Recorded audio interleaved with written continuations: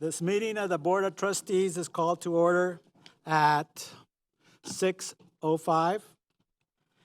We have a quorum with Carlos Bustillos, Richard Cuder, Soltero Ramirez, Cruz Ochoa, Catherine Lucero, Mike Rosales, and myself. Trustee Lucero, would you please lead us in the Pledge of Allegiance and a moment of silence? For the moment of silence, I would like us to take a few moments to honor those that have died in the tragedy, the victims, as well as our community. Pledge allegiance To the flag of the United States of America and to the republic for which it stands, one nation, under God, indivisible, with liberty and justice for all. Honor the Texas flag. I pledge allegiance to thee, Texas, one state, under God, one and indivisible.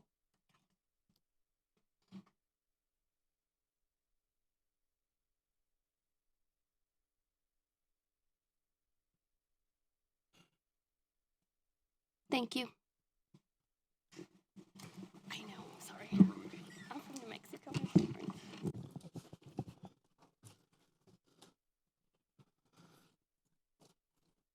Dr. De La Torre, will you please lead us through the workshop this evening? President Ochoa, members of the board, esteemed guests, we have several presentations this evening. The first presentation is by Barrett Insurance Services. They're going to share information surrounding a consumer health plan incentive and other benefit options. I believe with us is their Vice President, Chief Operating Officer, Ms. Shawna Robinson. Welcome.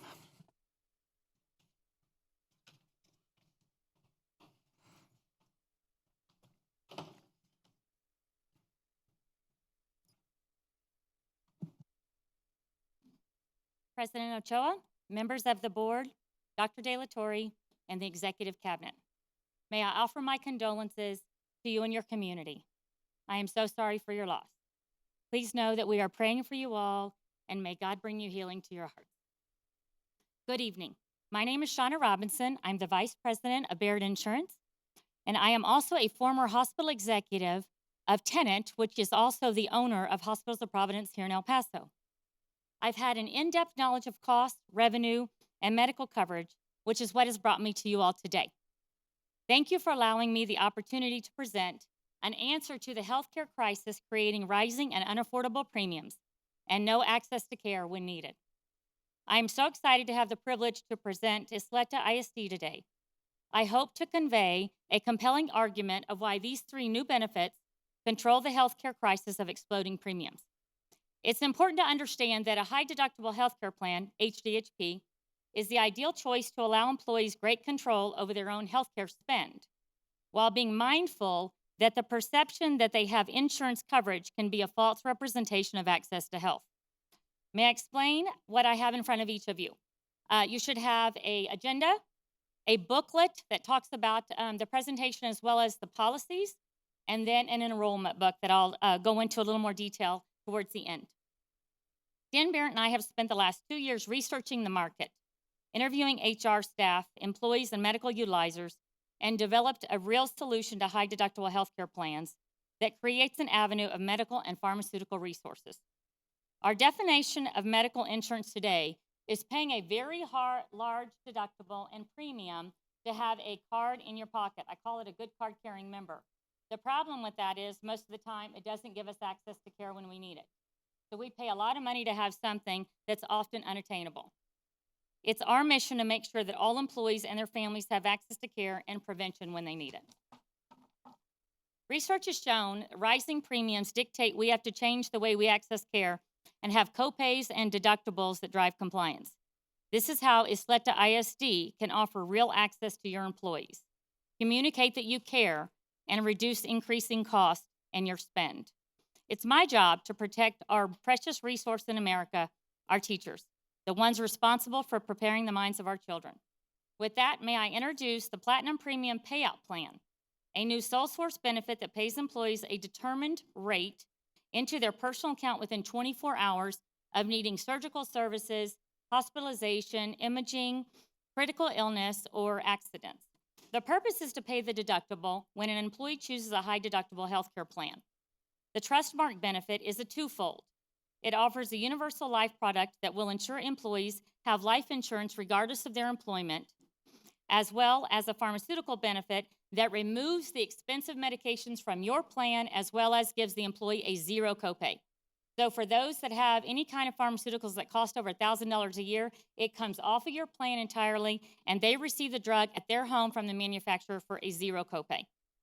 As less claims are submitted, the premiums are reduced, and stop loss, insurance for insurance, may decrease, lowering the healthcare spend for Ysleta as well. We have been approved and vetted by Region 19 and the Region ASC Co-op. Barrett Insurance is here to complement Gallagher, your current consultant. We've spoken with Nick Long, and he's aware of the opportunities to create another way to save the district money and recoup part of the excess to spend from 2019.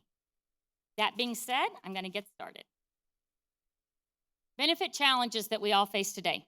Cost of insurance, high deductibles, limited options, the market's shrinking, modern medicine greatly outpacing inflation.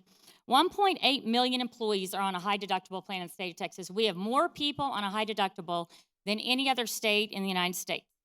43% of insureds say that they skipped an important procedure that they needed because they couldn't afford either the copays or the deductibles. What does that mean? That means when they enter the emergency room, we are treating people that have sacrificed and delayed medical care due to unaffordable out-of-pocket cost and co-insurance. And that ends up creating a crisis, which ends up being expensive for all of us. Why a high deductible health care plan? High deductibles do have their place in insurance and have a great benefit. The nice part about a high deductible is it allows employees greater control over their own health care budget. For my own personal example, a year ago, we were spending $24,000, my husband and my family and I, to have insurance, to have a card in my wallet. This year, I decided we'd go with a high deductible plan. It cost me $12,000, so I saved $12,000 off the top immediately. So it does have a good place for those of us that want to use our money elsewhere. Saves 22 to 28% of the premium cost. For instance, Ysleta's premiums range in a difference of 42 to 60% higher in your premium plans opposed to your high deductible. So that is money that your employees can be saving if they choose to. It stabilizes future costs for the insured's plan. Millennials are requiring something less expensive because they don't care about being covered. They want money in their pocket. And 80% of claims are all under $5,000 annually. So only 2 out of 10 people are actually utilizing over $5,000. And if $5,000 is close to the top of the deductible, then people don't need to exceed their deductible. All well visits, prevention, and annual visits are covered at 100%. In all, save the district dollars by less claims dropped by accessing a high deductible. Savings to the plan. The example that I have is done by an actuarial, and although this is Bexar County, which is currently one of our clients as well, it does show the cost savings by having a high deductible plan. Currently, they have 4,653 employees. If they move just 10% of those employees over to a high deductible, they have an immediate savings of almost $1.6 million. And I would be more than happy to go through that after the presentation. How does it work? So a high deductible is a MetLife product. It's basically 4 products bundled into one. It's employer paid. It provides an employee with a financial benefit in the event of a healthcare crisis. So it really provides that gap in coverage. Your high deductible plan has a $3,000 deductible for an employee, $6,000 for a family. And most of the time, this MetLife product is going to cover that gap for your employees. It covers hospital stays, accidents, critical illness, inpatient surgical, and outpatient. It does not require coordination with any other insurance benefits. Employees paid a lump sum directly into their account within 24 hours.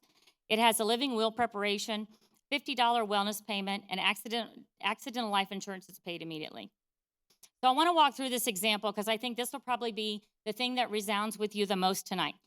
So Sam's family's had a bad year. His son Jerry was admitted to the hospital for appendicitis and now needs an appendectomy. Sam's daughter Heather was in a car accident. She requires a trip to the emergency room for lacerations and a bruised eye. Sam is then diagnosed with prostate cancer. Sam's primary care doctor sends him to a urologist who recommends he has his prostate removed.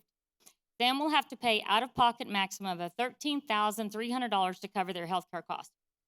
That is actually TRS's high deductible plan this year. It's $13,300. So the payout that the family would receive should they have the bundled product is in the second column below. As you can see there, their need is $6,000 for an employee, $13,000 for a family. Jerry gets $2,000 for outpatient, $200 for anesthesia, $250 for a CT scan.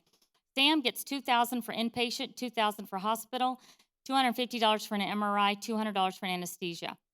Heather gets $200 for the ambulance ride, $50 for ER, $25 for the doctor visit, $100 for the laceration, $200 for the eye injury, $10,000 for the critical illness for the cancer. So all in all, they end up with $17,000, $475. If they had the $6,000 deductible, such as Ysleta, they would have a gain of $11,475. So the beauty of the bundle is it pays on top of each other. It isn't one or the other. Diagram of the premiums. Here's actually what the premiums cost. Per individual, it's $47.98. It is employer paid, or it can be shared with the employees through the premium. And then if an employee wanted to add a spouse, children, or family, you can see what the cost is over to the left-hand side. Trustmark's Universal Life Program and Pharmaceutical Benefit. This is extremely exciting. I know it probably sounds corny, but I'm one of those insurance geeks. So a Universal Life product is a guaranteed permanent life insurance option that employees have. It's affordable coverage, may purchase for children and grandchildren. It follows them no matter where they're employed. It has a cash value and earns interest. We have many of our employees at Shawna ISD that actually cash it in or borrow from it for their kids to go to college. The pharmaceutical benefit is what's really exciting. It provides employees access to expensive pharmaceuticals at affordable cost with no copay coming directly from the drug manufacturer. It increases compliance because if you can afford your meds, then most people tend to take them. I've never met anybody that wants to be unhealthy or wants to feel bad. They typically can't afford their health care, can't afford their meds, or can't take time off work to go. It removes the cost from Ysleta ISD's plan, saving approximately $250,000 per year per 1,000 employees that have the plan. Employees receive the medicines directly to their home from the manufacturer. It doesn't get any easier than that for compliance. Solving the problem of high cost. This just kind of gives you the specifics of exactly how the plan works through the enrollment. Pharmaceutical savings. Trustmark's actuarial has determined the $250,000 savings per 1,000 employees. Seeing as you all have 6,000 employees here, you'd be looking at about $1.5 million savings for 1 year.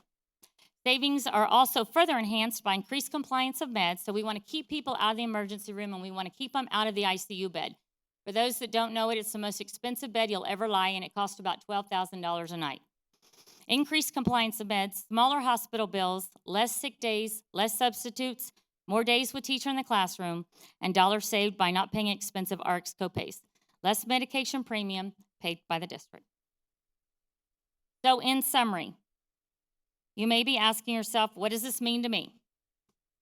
If we can save 22 to 28% of the cost of the total premium, and remember, here at Ysleta, it's 40 to 60% for your employees, they already have an immediate win. It allows employees the choice on how to spend their paycheck with the remainder money. Grants access to give back to employees on a high deductible, avoiding expensive crisis claims. Saves Ysleta ISD, their plan, about $1.5 million for every 10% of employees that move over to the HDHP. Reduces the overall health care plan spend due to less claims paid and because of a higher deductible, resulting in a flat renewal or reduction in premiums the following year. Avoids unnecessary physician and hospital visits by creating accountability for employees and their own health. Potentially reduces the stop loss due to reduction in claims. Offsets the high deductible through the HDHP bundle with an immediate reimbursement within 24 hours, so that's recently changed. Offers $10,000 sense of security for any diagnosed with critical illness. And it gives you a guarantee of the $10,000 regardless of your health today or your family member's health today. Offers a free $50 payment for dependents on the wellness plan. It pays $2,000 for any hospital stay or surgery to include pregnancy. So there are no PreXs in the policy. Whoop, well, I made that easy on you, didn't I? Thank you. Sorry about that.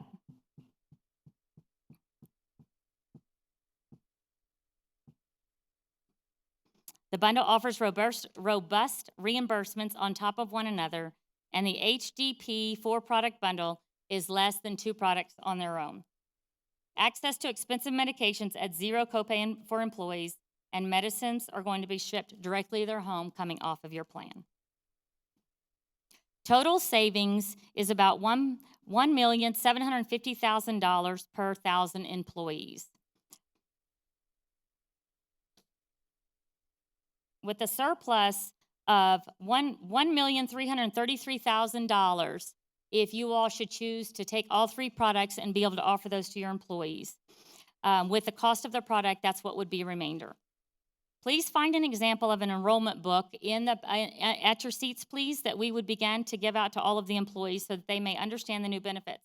It's my desire to leave here this evening and begin the enrollment calendar for the Trustmark benefits that are of no cost to the district whatsoever.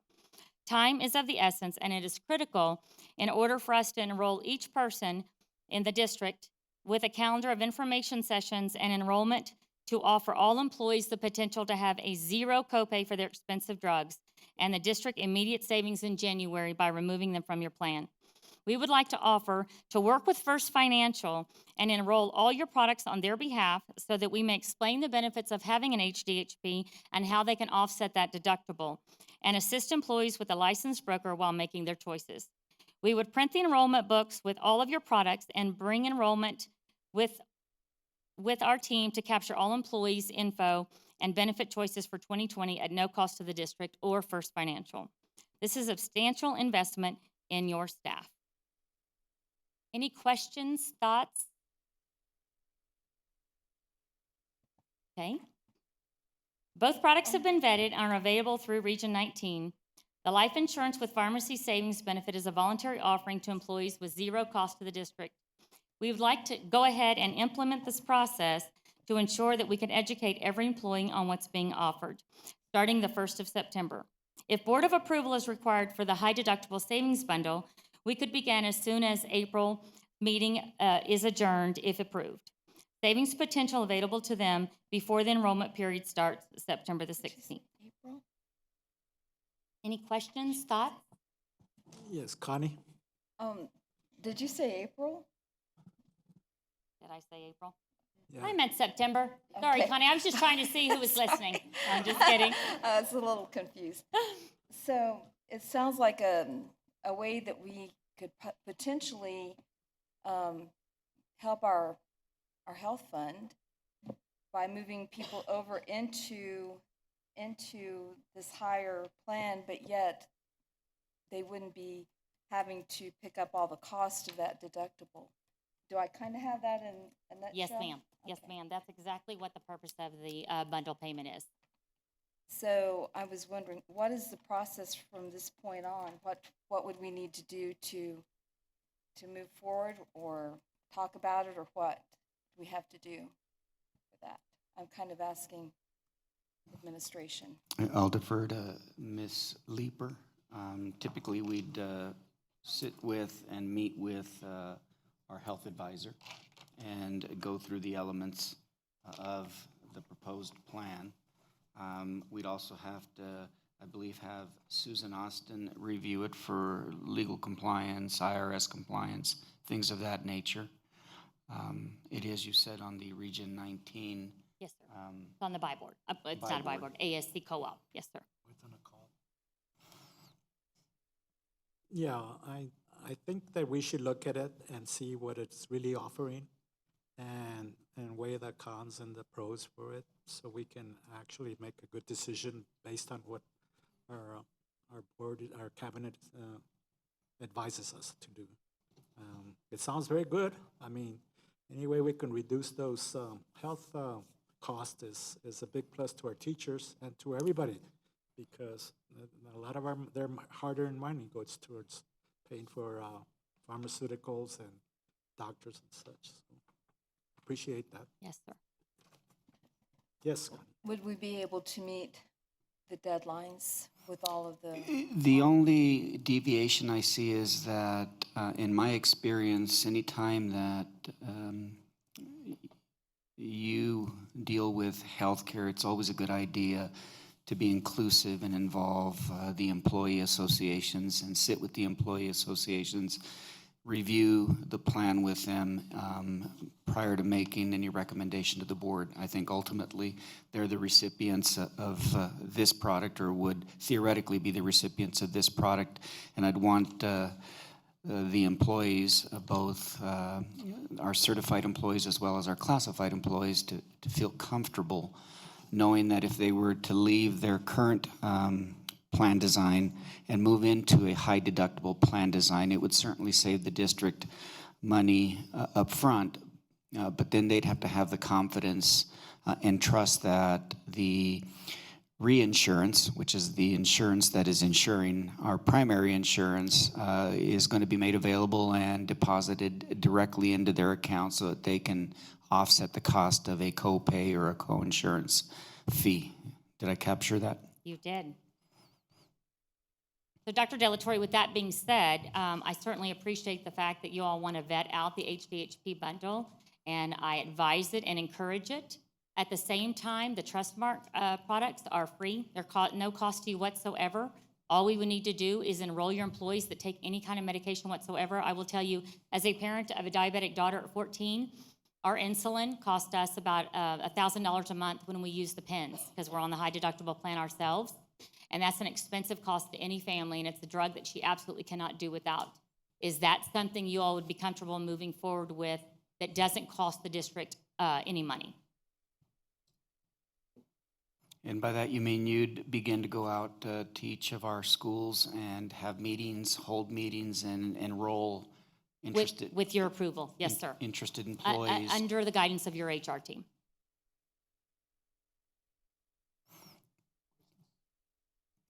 Dr. De La Torre, if I may. Please. There are questions that I do have about the various products that I think are probably better vetted because they're high-level questions. I want to know if there's a private letter ruling. I want to know if, when we look at the gain that you demonstrated of the $17,000 to the client or to the taxpayer, is that going to be issued on a 1099? Is that gain taxable to them then because it's an additional benefit? And what are the commissions, even though there's no cost to the district? What commissions are the employees going to be paying for this universal life product? Because it's not costing me, it's costing them directly out of pocket. So I think there are many questions we need to investigate before I could say comfortably, I think this is a great thing for employees, and I want to make sure that they have an opportunity to pursue it. Thank you. Okay. Any other questions? Okay, thank you. Thank you. I look forward to speaking to you all.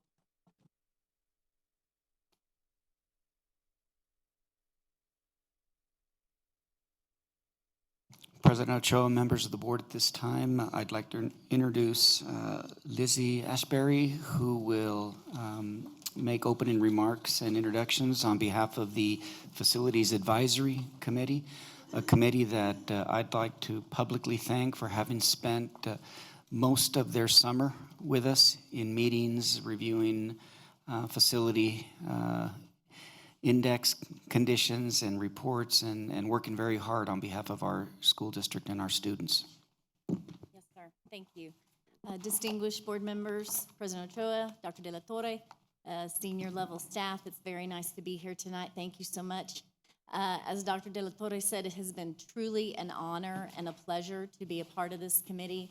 I will tell you that we have a small but mighty group here tonight representing the close to 80 member group that we had. As a person who does this on a frequent basis, I'll tell you it's very difficult to get people, community members, to commit in the summer. Not the case in Ysleta ISD. They were here early every night. They were excited. They came in, they met new friends, they made new relationships. They were so eager to learn. And they made decisions for students. As you see lined in this room, these pictures of all these students on the walls here, this was the room we met in. Not only were they seeing those pictures, but multiple pictures of your students from all of your learning communities in every slide. And we really pressed that with them, that we were here to make decisions about students and not about adults. and that was our mission, and they held true and fast to that. I'm very proud of them in light of recent events in your community. They have been strong, and they have pressed on. And so I told them that there was nowhere else I would rather have been this summer than in El Paso with them. It has truly been an honor. And so at this time, I would like to introduce Mr. Manny Moreno and Mrs. Marlene Gallegos. They are our community representative liaisons from the group, and they are here to present the findings to you and the recommendation from the Facility Advisory Committee.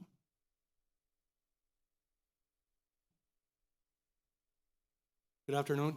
My name is Manny Moreno. I'm a retired aerospace and defense electrical engineer. Worked for Boeing for 30 years. But more important than that, I've lived in the YSD community now for 42 years.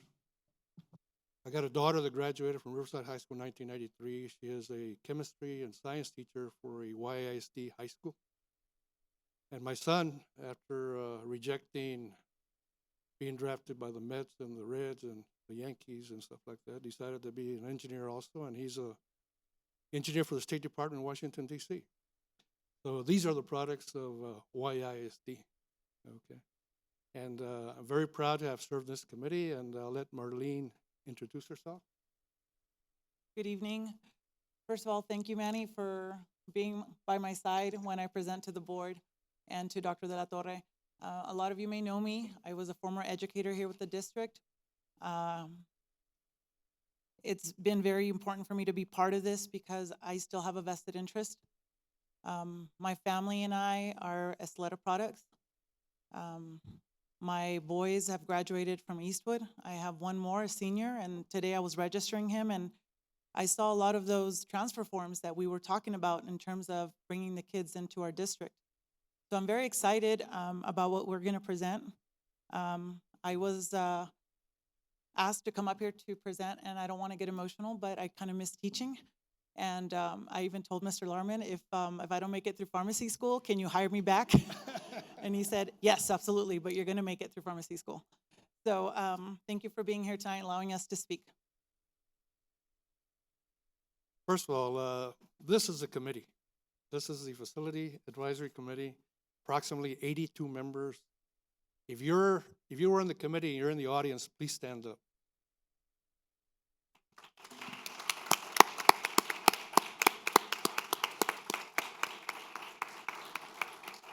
You know, it wasn't easy doing what we did, okay? And I'll get into that a little bit later, but again, great job. A lot of diversity, a lot of togetherness, and a lot of accomplishments. And speaking of diversity, I just want to point out that our committee was comprised of a very holistic representation of our Ysleta family. We had parents and grandparents, we had alumni, community members, business and civic leaders, Chamber of Commerce, educators, of course, and administrators, coaches. We had parents of teachers. We had retirees, engineering. We had teacher association leaders, librarians, nurses, local law enforcement, volunteers, partners in education, and of course our neighborhood associations, because we're all in one big neighborhood and one big family. What was the committee charge? Okay, it was to review a comprehensive long-range facility plan and recommendations prepared by a neutral third-party expert with decades of experience through the following lens. Central to all discussions and decisions will be our students, and that's what they were. And decisions relative to the current and future facility needs of the district will be anchored to innovative, engaging, safe, and equitable educational experiences for all students. That was that's what we had over us to do. And I think we followed the rules exactly. Our committee meetings were held at different areas. Some of them were here, or most of them are here, but we did have some where we were actually bused to look at the facilities. And I do want to point out a little bit of what we did cover at each meeting. I know I cut my vacation short so I can come back to the June 18th meeting, and I was very committed to our task, so I wanted to make sure that I didn't miss that meeting. Our first meeting was just going over what we had to do as a team. We did go over the YSD demographics and the history of our bond projects, which is very important because I think that our 2015 bond speaks volumes as to what we can accomplish and we have accomplished already. Our second meeting is why are we doing this? We did have presentations by VLK, and of course, thank you, Ms. Leeper, for the Finance 101, because I think a lot of us were, when it comes to all that information.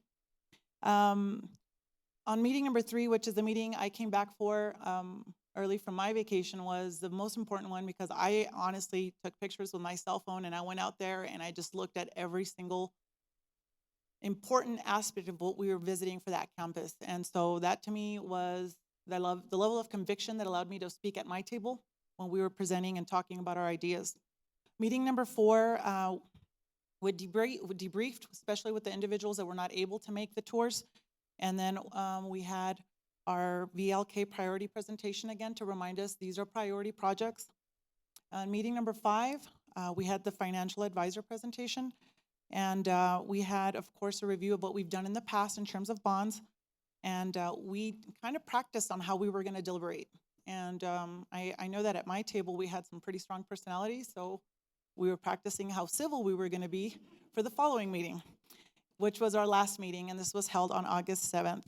We had our final deliberation. And I will have Manny present what we feel is a very comprehensive and holistic consensus of what we have. The consensus that the that the FAC decided on were recommendations for in the new Hanks Middle School, new Riverside Elementary School, rebuild the Dolphin Terrace Elementary School, Riverside High School CTE renovations, modernization of the Bel Air High School, Scottsdale Replacement Elementary School, and the long-term overall refrigerator life cycle recommendations. Now, I believe that the total amount that we came up with after a lot of work was approximately a little less than $426 million. I know the target was 380, and there might still be some work to go after it and see if we can reduce it. Another option is going for the full amount, coming in under budget, and hitting the 390 in that aspect. There's still a little bit of work to do, but this is after a lot of work, a lot of deliberations. I'm sure nobody got exactly what they wanted. Okay? But this is democracy in action, and this is the consensus of the committee that we came up with. Okay? So this evening, the Ysleta ISD Facility Advisory Committee recommends the YSD Board of Trustees a call for bond election for November 5th this year, 2019. And in order to do that, we would have to call the bond no later than August 19th, which is a week from today. We would have early voting between October 21st and November 1st. And then, of course, our final voting day would be November 5th.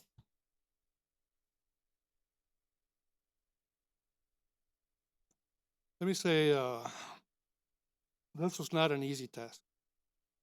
You know, in my 30 years of being a senior engineer and engineering manager at Boeing, I became a big fan of President Teddy Roosevelt. And there was 2 axioms that I followed pretty much in my management career and my project management and all the projects that I worked on. First one he said was, if you want something not to get done, form a committee. Well, one of the very few experiences in my life is we proved him wrong. Okay? We got something done as a committee. His other saying was, if you want to get something done, surround yourself with good people, tell them what to do, and get the hell out of the way. And you guys did that. You told us what you wanted, what we needed to do, and I think we got there. You know, I'm very proud, given all the sad events that have happened here in the last week or so, to have been part of this committee. You know, having diversity, a sense of togetherness, and a common goal, we accomplished a tough task. This certainly exemplifies democracy and the values that this country was built on. Okay? That's what we did. You know, like I said a little bit earlier, perhaps very few of us in the committee got exactly what we wanted. But that was not the point. You know, we came to a consensus, and we encouraged that the consensus of the committee be taken forward, and that the people that have a stake in YISD, our kids and our grandkids' future, do this too. You know, in my various roads to life, I've learned that there are 4 things that forge a person's character: God, family and friends, experiences and what we learn from them, and education. Let's move forward with what we have in hand right now and forge a character of our future generations with the best education that we can provide them in the form of a better learning environment, which is all the structural stuff that we voted on, better learning and better learning instructions and tools, which will become part of that, dedicated teachers and administrators like we have with you right now, and high expectations. I want to thank you for letting me be part of this committee, Marlene. To echo a little bit what Mr. Moreno is saying, I think our committee was very well put together. We had great facilitators, and I appreciate that. And I was always following people around asking questions, and I was very appreciative of them giving me a nice civil answer, because I'm sure they were like, shut up, stop asking questions. We'll get to that next week at our next meeting. But we really believe in what we did. I think that we can hold that election in November. I'd like to be part of the people that go knocking on doors. I want an iPad so I could show them what we could do rather than pen and paper. I think that pictures speak 1,000 words. I think that pictures of our students in the brand new schools would do great in terms of convincing our community to go out there and vote. And I know there's going to be some challenges, but I think we can overcome them, because we are El Paso. We are our district, right? So thank you. Thank you.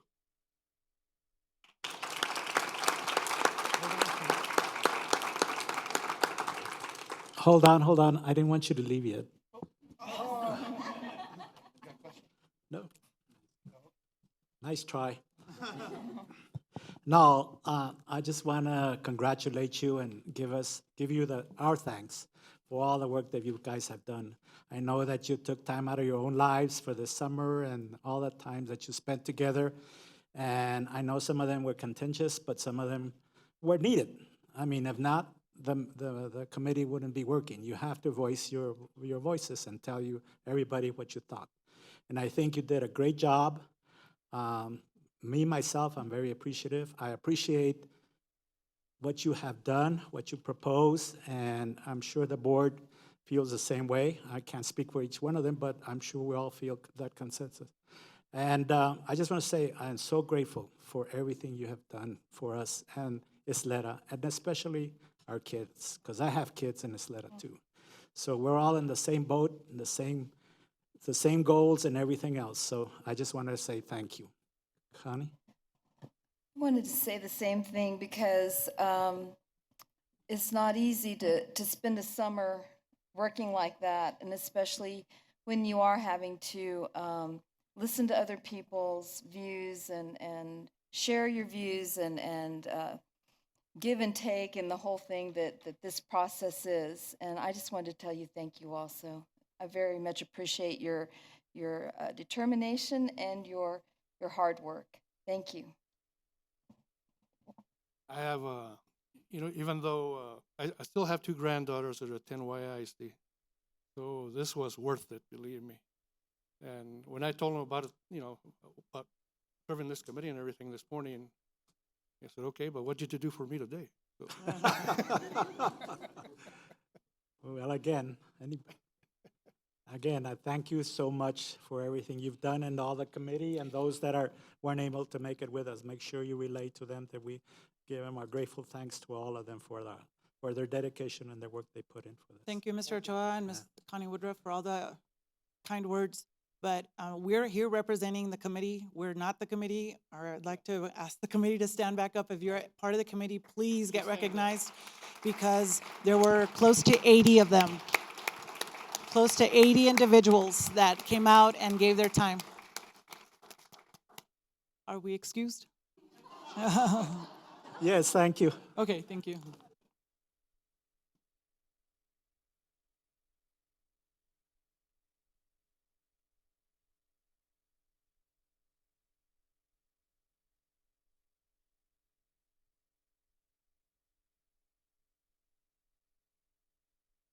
President Ochoa, members of the board, with us this evening is John Klein and Adrian Stresso with VLK Architects, also our bond program managers, to give us an update on the 2015 bond.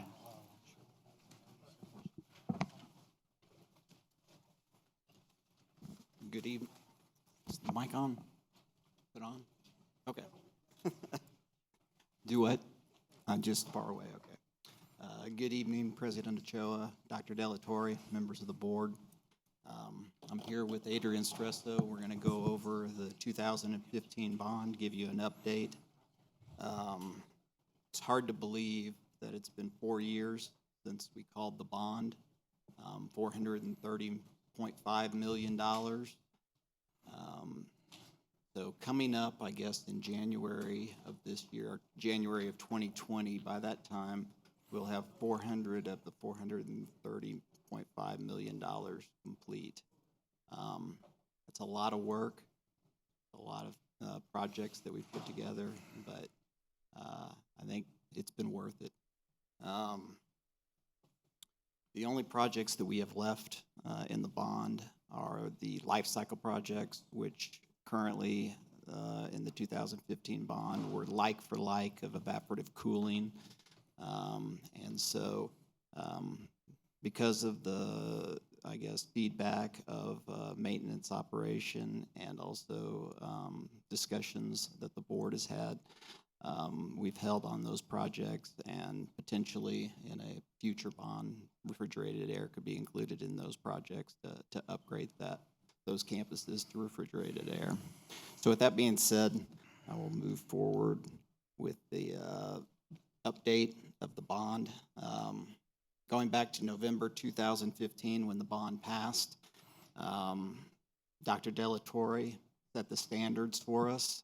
The 4 pillars of the bond. It would be within budget, on time, all else equal, go local, and of course, quality work and products. We moved through the bond. This is a list of the projects that we've completed up through this year.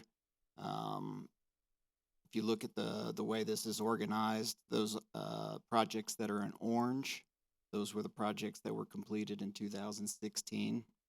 2017, those were the projects that are in that dark gray. 2018, those are the projects that were completed that are in the green. And then finally, 2019, the projects that are in the light gray are the projects that have been completed. So just a quick recap on some of the projects. We started off with the athletic enhancements, doing turf at all of the high school stadiums, also providing lights for the baseball and softball fields, new perimeter outfield fencing, perimeter foul line fencing, new foul poles, and a new mesh backstop at all of the high school softball and baseball fields. Also in 2016, in the summer opening up for the fall, we completed the district-wide secure entry project, basically providing an intercom system that would tie back to the administration area that would lock down the school and only let somebody in once they've shown their ID. Once they're inside the school, of course, they would then show their ID for background check purposes also. Moving into 2017, we completed the Parkland Middle School addition renovation project, about a 40,000 square foot addition. Basically, we took out this oldest portion of Parkland Middle School, replaced it with new classrooms and a new administration area, also renovated an existing activity room. Also that year, Ysleta Middle School, we added a band hall, choir, ensemble rooms, art rooms to that school, and also renovated the HVAC system. Also, 2017, Rio Bravo Middle School, competition gym addition, locker rooms, and a weight room that were added on to Rio Bravo. And in the main campus of Rio Bravo, we did some life cycle work, plumbing, renovations. Also, 2017, Eastwood Knowles, we did a new competition gym for them also, which also included the locker rooms, a art classroom, and we renovated a band hall and choir inside the existing Eastwood Knowles. In addition, this project we upgraded and included refrigerated air in that campus also, and later on added in a automatic sprinkler system. Tierra Del Sol and Desert Air, again, added 2 new cafeterias to those campuses. Also went back in and added refrigerated air and the sprinklers to those existing campuses. Moving into 2018 for the fall, we opened up the new Thomas Manor Elementary School, state-of-the-art elementary school. Beautiful campus. Baines was the contractor, and GA was the architect on that. Also, opening up that fall were Lancaster and LeBaron Park Elementary School cafeteria additions. Included into also at those campuses were some life cycle work that took place on the existing campuses. And then 2018, opening up for the fall. This was a phased opening for the school, for Bel Air Middle School. We worked with the contractor that was on board at the time. We were able to open up the administration, the 2-story classroom addition, cafeteria, and fine arts for the first day of school. Followed up 2 weeks later, we opened up the library, and then in October, we opened up the competition and auxiliary gymnasium. From there, working with the contractor, they were still falling behind on getting the remainder of the site work and other portions of the project done, and so as y'all are aware, the project was turned over to the surety, and Adrian has an update on where we are on the surety on that project in the other portion of this presentation. Other area that we did in 2018 was, or another project that we did in 2018 was Hanks High School. We did HVAC replacement at many of the classrooms, roof replacement, and upgrading of plumbing and restrooms in that school. Moving into 2019, this project, BTC was the construction manager. It was a 2-year phased project. MMA was the architect. In January of 2019, we opened up the new Devai Middle School. Following up that spring break, then we opened up Mission Valley Elementary School, the new elementary school. From there, Beaufort Thompson, BTC, started the demolition of the existing Valley View Middle School and existing Mission Valley, and they're in the process of finishing up the site work on that project.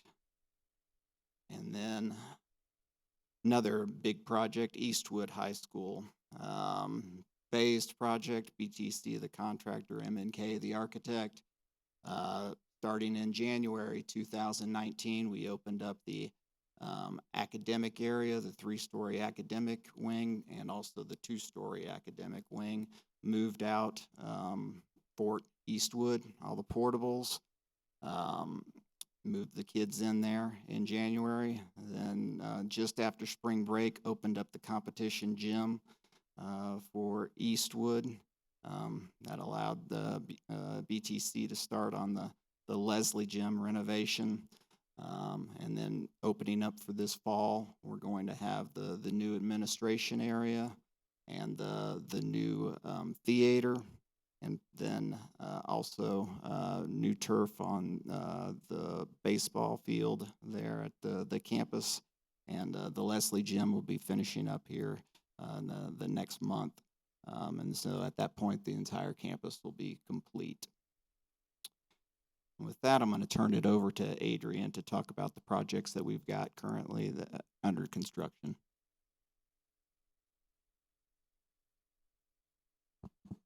Good evening. So what you see here is Bel Air High School's gym, and this aerial view was taken this morning. The roof deck is probably about 80% done. The second floor is probably about 90% done. All the steel is erected with the exception of the decks. They've finishing up locker rooms downstairs, a lot of what you don't see. So over the next month or so, you'll see all the glazing coming in on the Yarborough side, and then on the back side. They are already roofing where the mechanical equipment is. So they're still tracking to be on time. You know, this project's supposed to finish up December 11th. So we're looking good for that. A lot of challenges they've overcome on that site and with cranes and whatnot being a tight site, but it's coming together real well. When it's Bel Air Middle School adjacent, so a lot of when you drive by, I don't think people saw a lot of the action. A lot of what was wrong at Bel Air Middle School was interior finishes, punch list items, the retaining wall finish.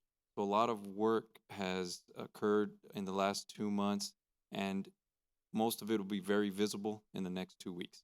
So what you have in this photo is you'll see that back area of the basketball post-tension basketball court was poured. They redid the entire amphitheater, redid the stairs to the amphitheater. You have the wall that you see by the football field. They've put the finish coat on that. All of the walls had to be ground out, patched, rubbed out, and now they're recoating them. So all that work is being done.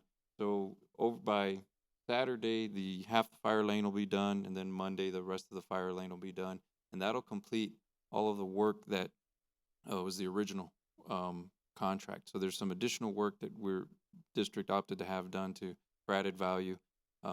There's still about 800 plants that needs to be put in place by the landscape contractor. So that's one of the challenges. The parking lot up front, all the sidewalks have been poured. There's a few things that weren't visible in the camera view, but we had stairwells that had to be taken out, handicap ramps that had to be redone. So there was a lot of poor workmanship from the previous contractor that has been redone.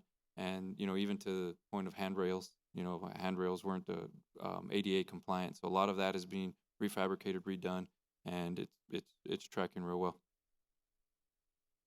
The Ysleta High School Fine Arts, they have the certificate of occupancy for teachers in training right now, and for furniture stocking, they should have a full use certificate of occupancy by the end of the week. It'll still be a temporary one as they finish up the fire alarm for the entire campus. So as phases of the campus are done, they'll tie in, and in the next 30 days or so, they'll have that full use CO. So what you see is an aerial view of the front. This is along Davis, as if you're going south on or I guess west on Davis, and then the front of the building, and then the new dance room.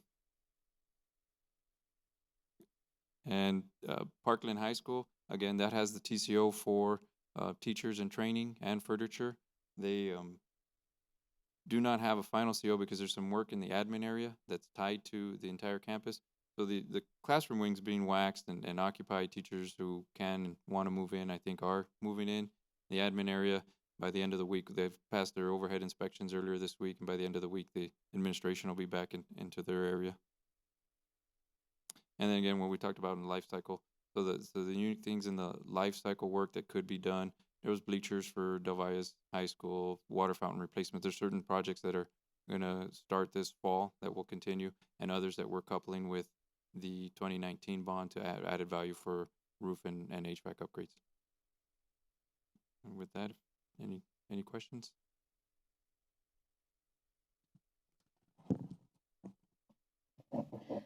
Connie? Yeah, I'm not even sure how to start this.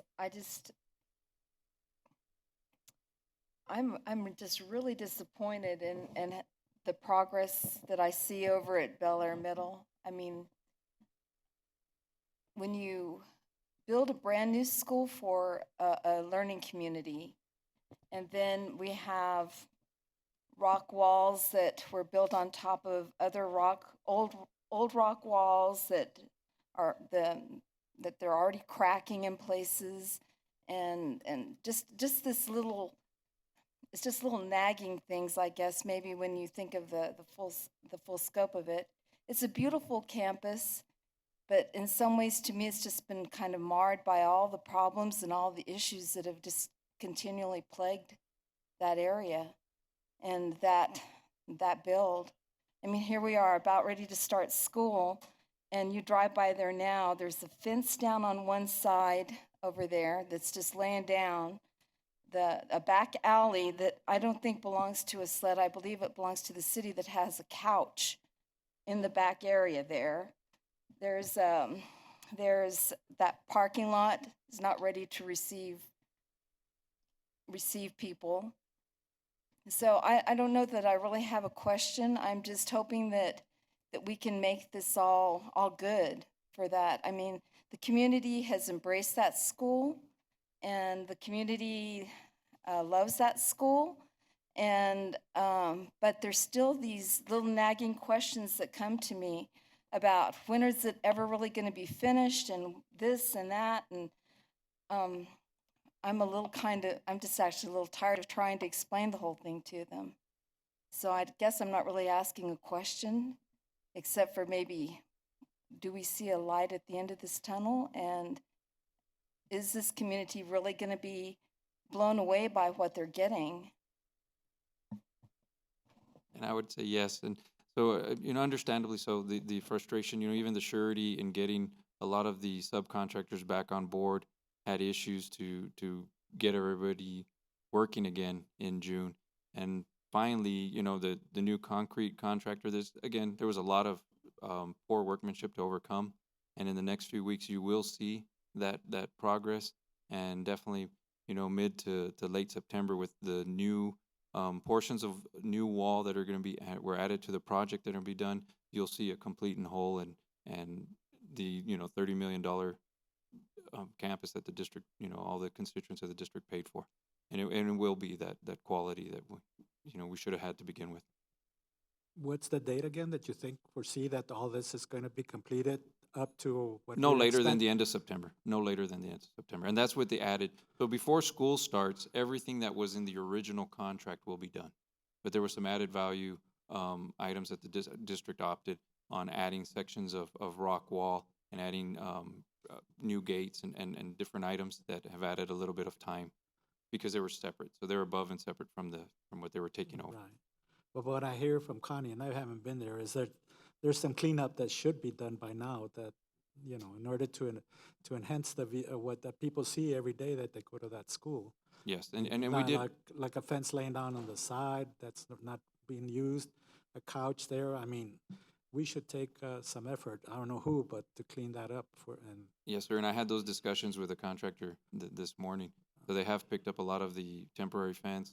The area, we've reached out to the city for that alleyway because it is an eyesore, and it does, lend itself for people to, you can drive in there practically. It's a wide enough area. So there is, things occurring there. And the rest of the temporary fence before school starts will be down. Oh. There will only be fence on the small areas that will still be being worked. Okay, so we have to call the city to pick up that sofa? I've actually already reached out to staff and said, I know it's not our responsibility, but it reflects on us, so let's take care of it, and they will. Oh, thank you. Thank you. That's what I wanted to do. I'd go out there with my pickup and to pick it up. Yes. Go dump it, but no, thank you. Okay, and what's left, the life cycle Yes, sir. for 2020? For the 2015 bond, there's some life cycle work. That's and all then- that's left? And Capistrano. So there's a major upgrade and renovation at Capistrano. New replacement of their HVAC. And in replacing the HVAC, it's new ductwork and a lot of things that would happen in the interior. So new ceilings, lights. If you're doing that much, then it's the windows and glazing and doors and flooring.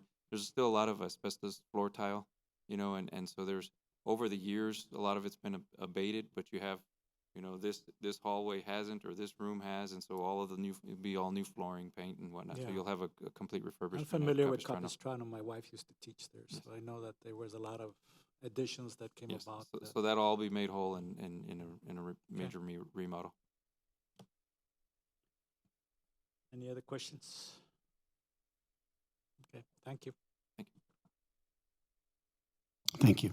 And finally, we have Ms. Xinping Chi, who is with us, Champagne, in the event that we have any questions or.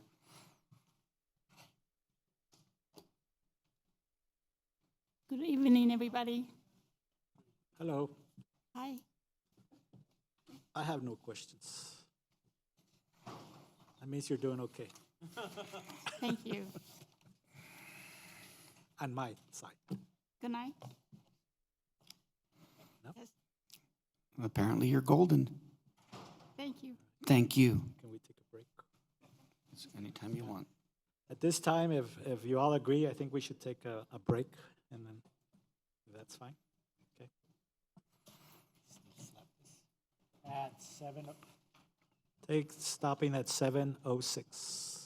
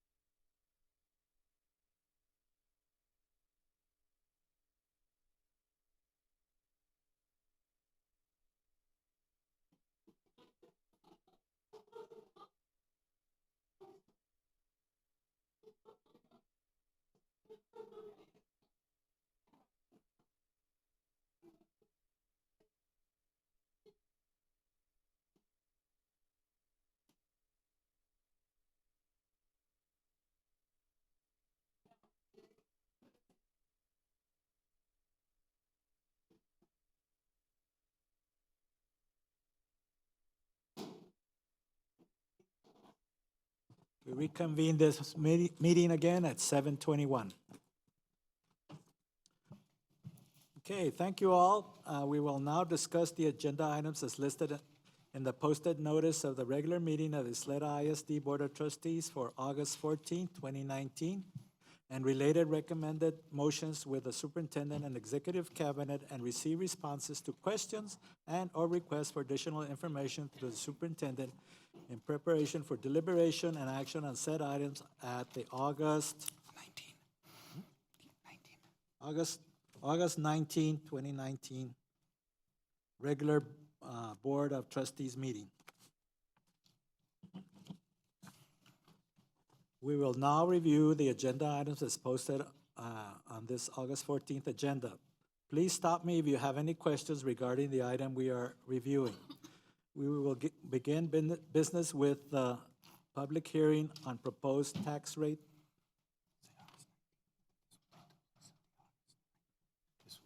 Oh, which one? This is not. Yeah, this was going to be the 14th. Oh, I'm sorry. No, that's okay. Okay. August 19th will take the place of the August 14th board meeting. We will begin business with the public hearing on proposed tax rate FY 2019-2020. We will now review the consent items. Please stop me if you have any questions regarding the items as we are reviewing. The minutes of Board of Trustees regular meeting, June 18, 2019, 6 p.m. Number 2, Board of Trustees workshop and special board and PFC meeting agenda, June 17, 2019 at 6 p.m. Number 3, Board of Trustees special meeting, June 11, 2019, 6 p.m. July, sorry. And number 4, Board of Trustees special meeting, July 30th, 2019, 6 p.m.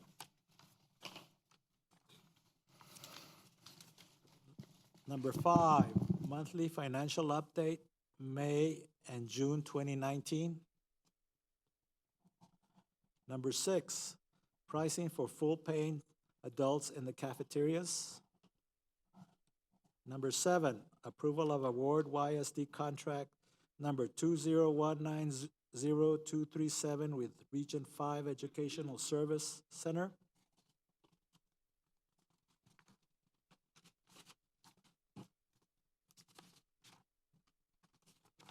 Number 8, approval of award YSD contract number 20190-235 with Sourcewell. Number 9, approval of award YSD contract with Texas Tech University Health and Science Center, El Paso. I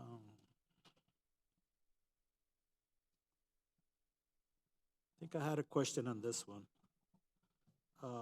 There was no cost provided for this.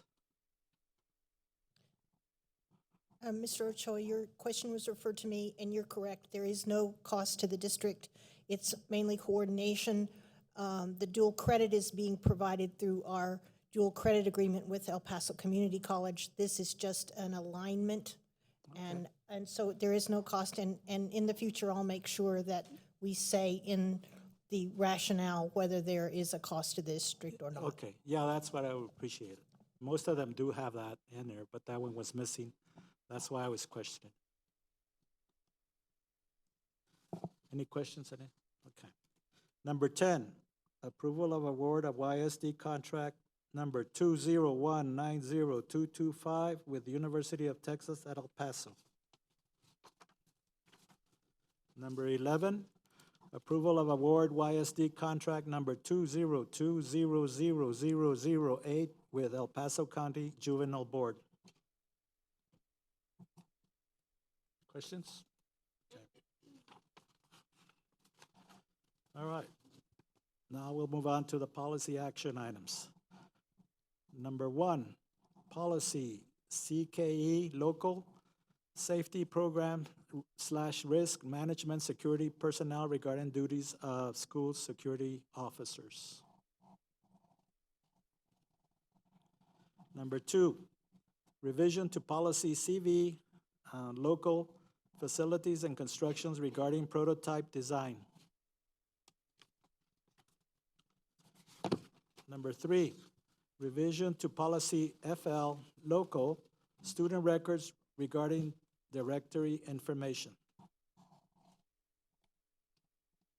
Okay, we'll move on to the action items. Number 1, order accepting tax roll 2019-2020. Number 2, order setting tax rate 2019 to 2020. Number 3, 2019 to 2020 Student Code of Conduct. Number 4, TASB delegate and alternate designation. Number 5, approval of award YSD contract with El Paso County Community College District. I just had a quick question. Oh, sorry, go ahead. No, please, it's yours. I just was looking at, there's no cost on that either. Just wanted to see what that cost was. There's a question on that too. Yes, and I looked into that, and it's a nominal amount of money. I believe Ms. Menchaca can perhaps address it, or Fernando Marcus, but it's a nominal amount of money. We budgeted up to $20,000 from general funds to cover textbooks, although some of the costs will be covered by CTE, but I think that will be through budget amendments or things like that. So it is a nominal amount. All the courses are already courses that were designed that we have to teach, so there's not additional costs. But Ms. Menchaca may want to address that. Oh, yes, I'm sorry. Good evening. The PTech Academy, the only thing that we look at is funding an assigned AP, and CTE picks up 80% of that cost. It doesn't require an additional FTE, so we don't have to add additional monies for that. We're looking at approximately 30 students, and the cost involved is to cover textbooks.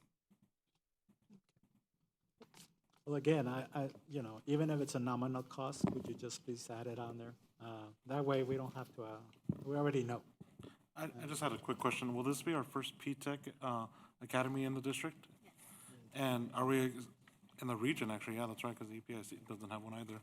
Are we going to be trying to expand by 30 students every year, or what is the goal to ultimately? That's the plan. Okay. Cruz? Yes, sir. I need to have number 5 and number 6 moved to the action items. Okay. Number 5 and number oh. Okay. Just one quick question I forgot to ask. Have we already been approved for the PTech, or is this to begin the process? So we're good to go. As soon as we approve it, then we can establish it? Awesome. Very good. Thank you.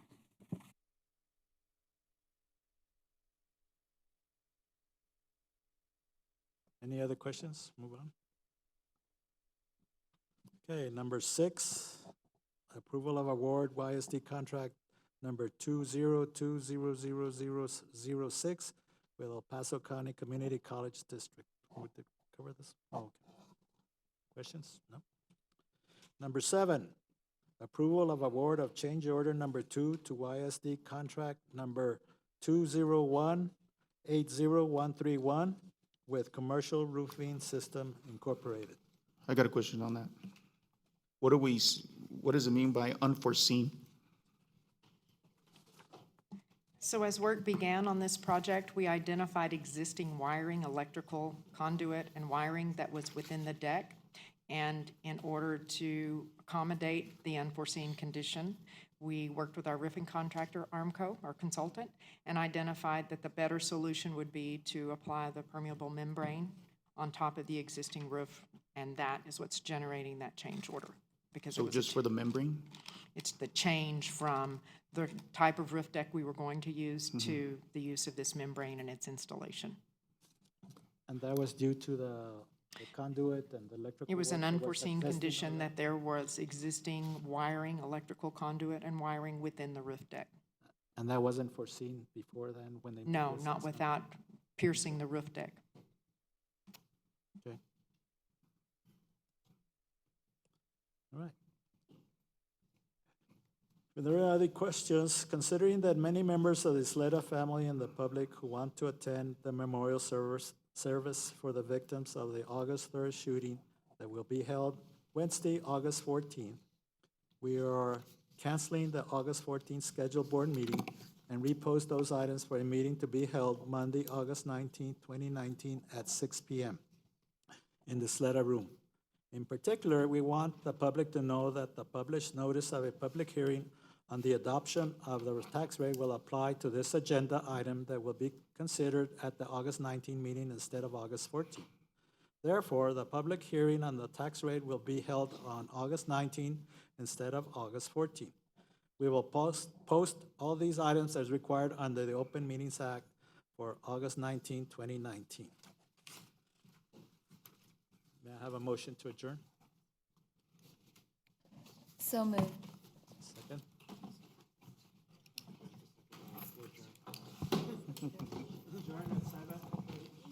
We adjourn at 7:32. Huh? Getting